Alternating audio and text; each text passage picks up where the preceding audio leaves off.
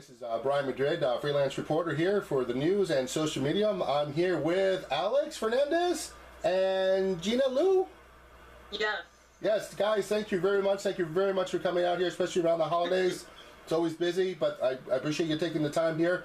Just for the fans here, we'll start with Alex here. Tell us a little bit about yourself. I'm creative director Alex Fernandez. I have two web series, BodyJumpers Resurrection and Alex Fernandez's Dawn. I graduated from film school in 2007, and then shortly after that, I started working in documentaries. And then I did a documentary on Full Force, the music group. And then I started working with them, doing freelance photography and videography and stuff. And then in 2012, I created my first web series, BodyJumpers. All right then. Gina, if you don't mind, for the fans here, tell us about yourself. Okay, so I'm Gina, and I'm an actress, voiceover artist, and started dabbling in writing this year. Can you hear me okay? Yeah. So good, so good. And I primarily focus in the action genre, so I've done quite a few independent action films.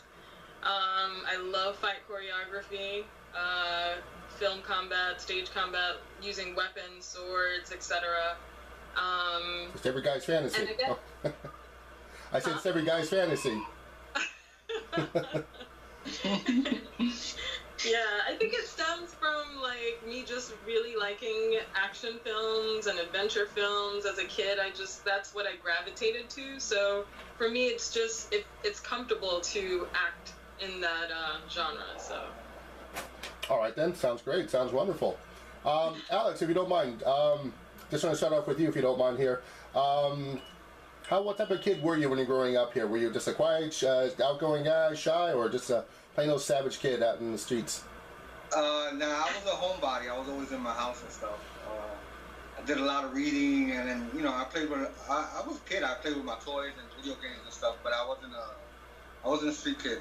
I was always in my house and stuff. If I did go out, I was home by 8 o'clock and stuff. before the street lights turned on. Yeah, exactly. That was the way. That was the rules. Gotcha. I gotcha here.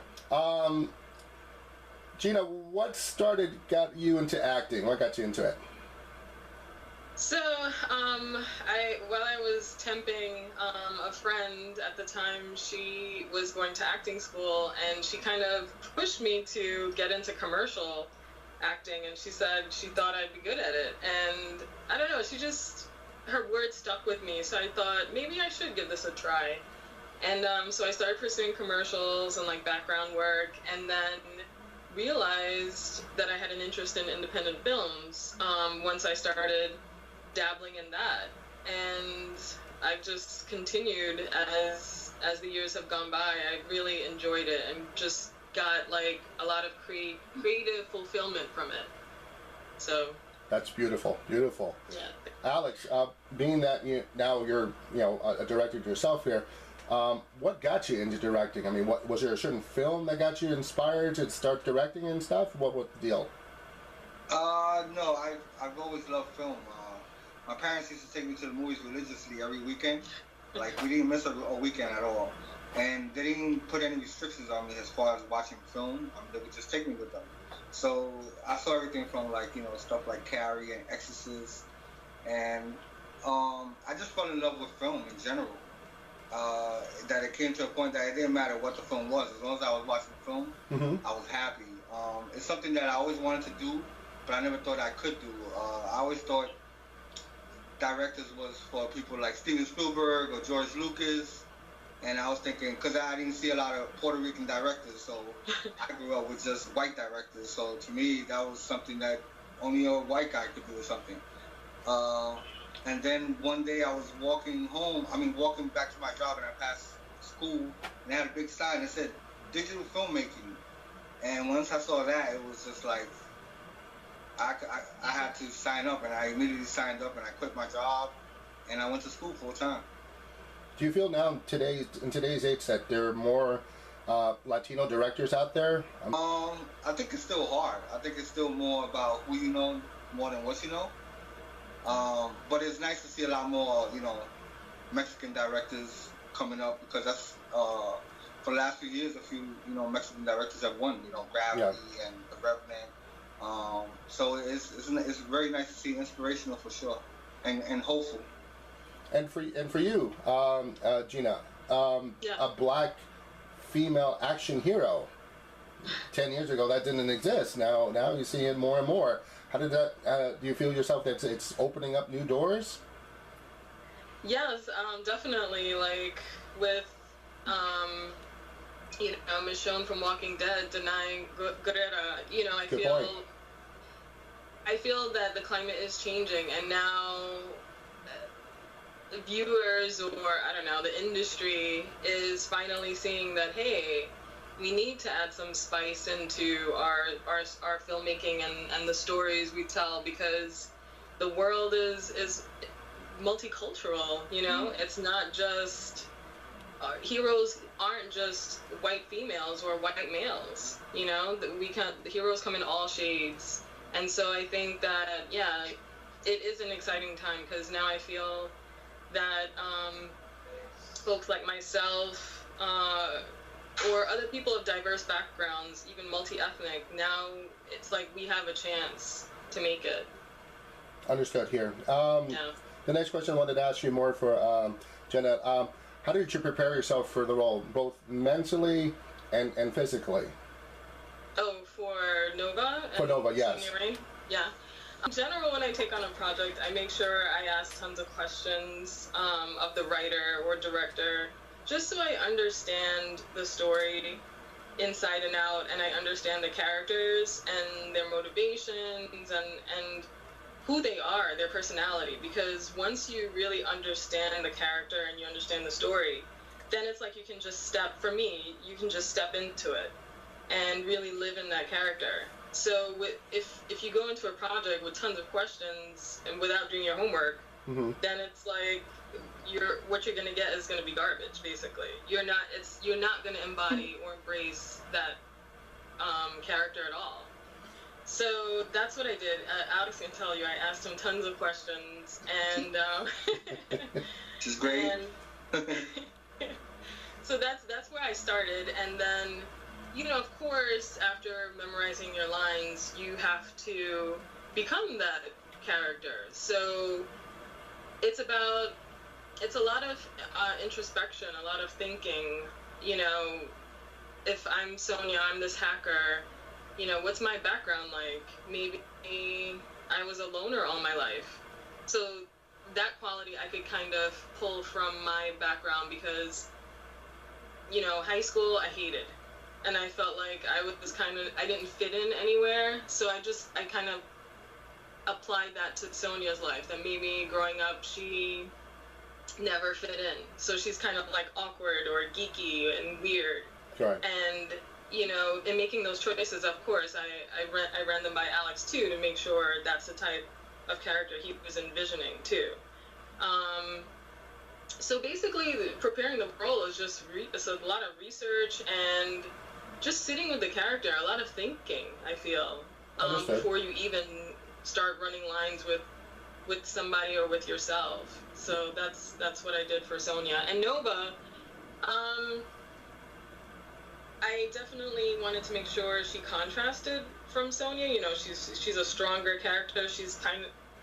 Sonia's still trying to understand who she is when she's Nova.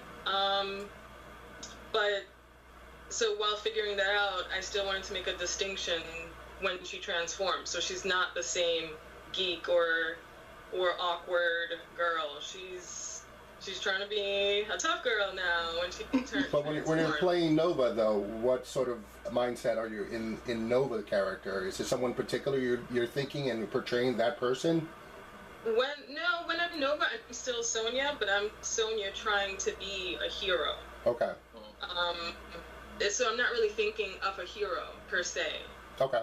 I think later on, as Sonia and Nova evolve, maybe I'll be thinking more of a superhero.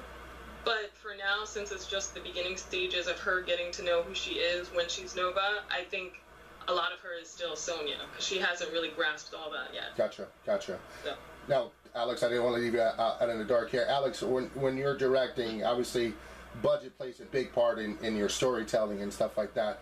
Do you find sometimes that it encloses you, or you feel comfortable finding what you got and what you can make? Yeah, I'm pretty fine with it now because I'm used to it. I have a lot of advantages that a lot of filmmakers don't have. You know, I write my own stories, I edit the stories, I do the visual effects. So I don't have to reach out to a lot of people where I have to give them footage and then sit back and wait for them to do it. Yeah. When they have time, they have multiple projects. I shoot something and I right away able to come home and start editing and doing effects and just get it moving. So I've gotten pretty used to doing everything by myself. So and cool to me. that come about the your own production company, Pajarito Productions LLC. Yeah. I started my own company this year. A man of one. A company of one. Company of one. Okay. Company of one. I do have the option to hire employees though. Okay. But I'm not there yet. But yeah, I started the company this year because I take my craft seriously and it's just starting to grow. And it's the best thing to do is just to start the company, and that way I can hopefully make it grow from there, and we can all do wonderful things. Okay. My main goal is basically just to buy freedom for everybody so that we can do this all the time, whenever, every day, and we don't have to do 9 to 5 and stuff. Now, gaining over the years knowledge about directing and developing films and getting out into the market here, what seems you find still gives you the most trouble? The most trouble? It's just, I would say the only trouble that I usually run into is just scheduling, because we have to make sure that everybody's available at the same time and stuff, which is why we usually shoot on weekends, because most everybody's always free on weekends. Always available, okay. So that's really like the hardest thing, because I have great cast on both shows, so there's not a problem. We have a good time shooting, we have a fun day, and okay. That's what it's about. If it feels like work, I don't want to do it. Jenna, now being that you're a physical actor, what is the normal training that you do for portraying a role, especially for Nova? I do weight training. Okay. I do have a trainer in my life. So I do weight training, a lot of TRX band work and kettlebells, burpees, squats, push-ups, that kind of stuff. And never complain, huh? And never complain. No, I complain. Do you have a choreographer? Do you have a choreographer doing helping you set up the fight scenes? Well, Alex basically he's done the choreography so far. Okay. But I think he has a person though. Yeah, I do. We have a choreographer for when we do the big fight scenes, long fight scenes. But if it's something short that's just 4 or 5 moves or whatever, I usually just take care of it myself. And BodyJumpers. We'll start with Dawn. Well, BodyJumpers basically was my friend. He kept saying, well, you have all these skills, you should do something, because I would show him little clips, and he'd be like, oh, whoa, you can do that? You should do something. And then I was just sitting there, and I said, I know what I want to do. I want to do a web series. I want to do an African-American female who's a hero who lives in the hood, and she's saving people every day, but nobody knows that she's doing it. Which was funny, because their reaction was, wait, you want to make a black hero? That's never going to work, Alex. It doesn't work unless she's white. And that made me want to do it even more. I was like, what are you talking about? That makes no sense. But it goes back to, that's what you grow, seeing your whole life. Then you can't expect anything else, because that's what you grew up. I mean, Superman's, blue-eyed guy, and that's what you see. Yeah. Then that's what you expect. All right. Thankfully, I was right and they were wrong. A question again for Alex here. Now you have BodyJumpers Resurrection. Can you tell us a little bit about the story about itself?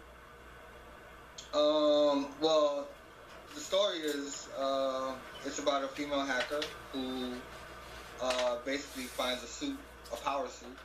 Okay. And it changes her life forever, basically. It's a reboot of the original series, BodyJumpers. It's totally different now, though. I've changed. Yeah, it's it's more a reimagination of the show. Okay. Now, so it's totally new. It's all new villains, all new adventures, I guess you could say. Gotcha. And it's just a better show. Now, did this start out as a comic book or just a concept into film? Yeah, it just started off as a web series, and then the comic books came out later. I had a lot of artists started drawing fan art for the show, and eventually they say, "Hey, Alex, if you write the stories, we could draw the books." And so that's how it started about. And so now I have a whole bunch of different titles. We have BodyJumpers, where it has basically all the characters in it, kind of like Justice League, and then they all have their own, solo adventures. So it's pretty cool. And then Dawn also has her own comic book. And then Resurrection will be coming out next year, the first issue. Gotcha. Now, for the question here for Jeanna, the suit itself, tight fit, loose, flexible?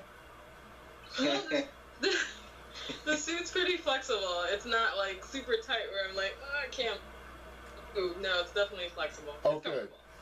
Good. Yeah. Now, did you have any insight or any of your thoughts into the suit itself when they were making it? No.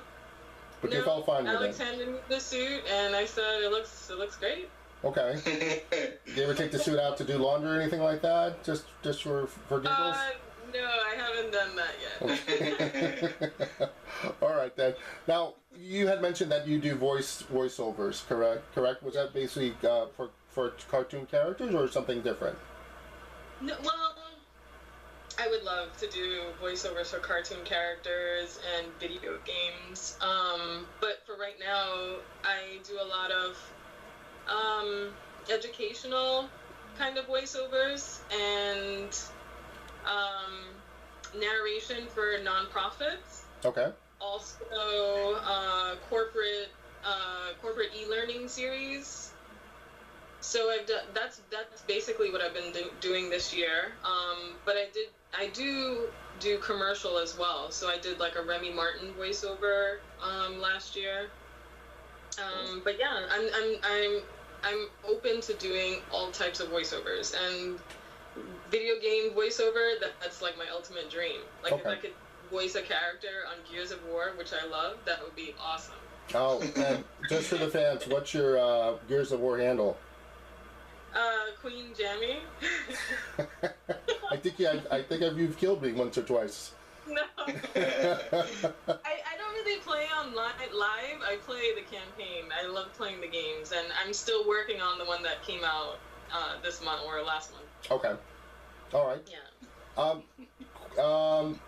From the BodyJumpers Resurrection and itself here, do you feel that's one of your most accomplished goals so far? And this is to anyone who wants to answer. Well, personally, I feel, as far as the episode, I think is my best work so far. As a whole, when I watch it, I think people are going to be extremely happy with the episode when they watch it. Okay.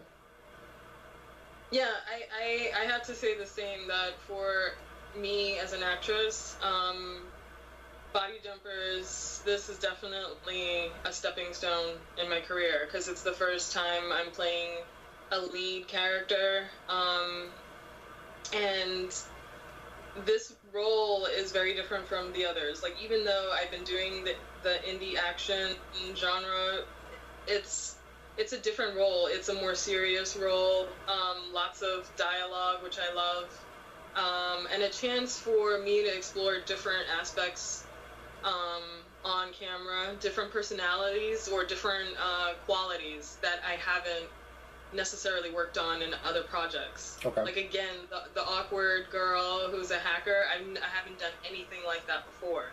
So this is definitely good for me, for my career, because it'll show that I have these different qualities I can portray, and I'm well-rounded. I'm not just, okay, I want to do action and I'm just gonna shoot stuff up. Like, yeah. I can be a hacker too and save the day.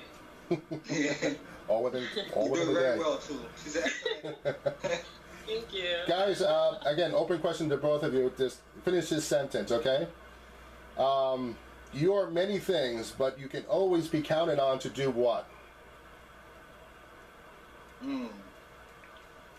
Well, you can always count on me to be consistent, that's for sure. Consistent, okay. Yeah, fun. Always count on to you to be fun. Yeah. Okay, all right, no problem then. Cheers. Oh, you think that was a different question? Here's the next one here. This is out to anyone, okay? Name something a vampire might ask a dentist to do with his fangs. Defang him. Defang him. Get a gold cat. Oh, clean them. Clean them. Okay, very good then. Guys, just in closing here, we'll start with Alex here. What words of advice you'd like to give out to any up-and-coming directors out there, or even actors or actresses that want to get into the business? I would say, if it's something that you really want to do it because you want to do it and because you love it. Don't do it because you're trying to get rich and famous, or you're trying to get a paycheck, because you won't be doing it for long.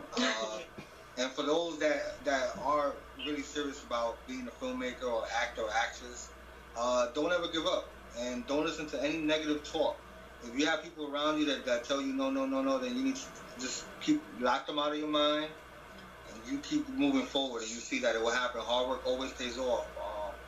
And that's what I've learned on this journey so far. Okay. Gina, word of advice you can give?